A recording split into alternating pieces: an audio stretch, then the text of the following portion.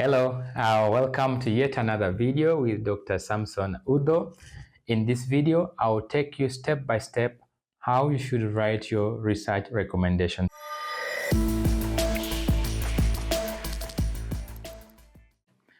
Research recommendations are a very important piece of your work because it's what you are telling the outside world to use. It's how you are communicating to the outside world how to use your study findings. Without clear recommendation, people do not know, stakeholders do not know how they should utilize your study findings. And so it is you, the researcher, to tell them how they should utilize the results from your study. When writing the recommendation statement of your work, you have this huge result from your study. Perhaps your study was 3, 4, 5 chapters. But now this is a critical stage of your work and you need to pick the most important part of your findings and now take them to the next step of research recommendation. So what is important there is that first and foremost, you need to analyze your results and see which ones are actually very pertinent and which ones you can draw recommendations from.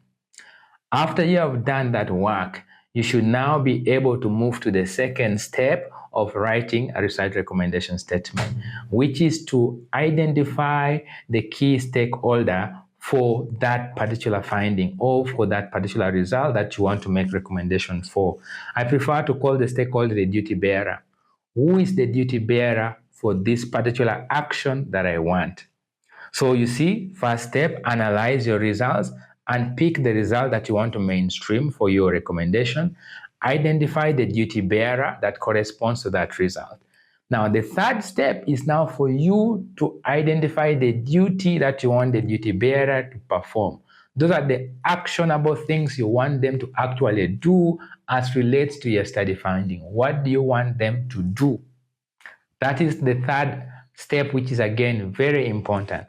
And finally, you need to give the significance of the actions of the duty bearer.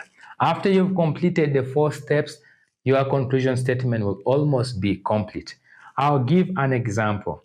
For instance, the Minister of Health of Uganda should mainstream issues of intimate partner violence across institutions to reduce the burden of violence towards women in our community. When you hear that example, you hear 3 parts. You hear the duty bearer, you hear the duty, and you hear the impact of their action, the impact of their duty, which is the significance of their duty. So when coming up with your recommendation statement, you need to keep those 3 principles in mind. I think they like the 3 principles. The first bit of analyzing results is background work. But when it comes to the actual recommendation statement, those are the 3 principles you need to keep in your mind. And finally, your recommendation should be written in plain language so that your stakeholders can be able to consume it. Remember, your stakeholders are almost like lay audience. They can be politicians, they can be academicians, they can be educators, they can be administrators, they can be the community, they can be a myriad of different stakeholders. But what you want is that you are communicating in a plain language that anybody should understand. So thank you very much for joining this video. I hope you have learned something from this video. And if you have enjoyed this video, you can watch the next video and I'm sure you will learn something new. And thank you for joining this channel. I encourage you to subscribe to the channel where you continue to get similar content and you continue to enrich your research knowledge. So thank you very much.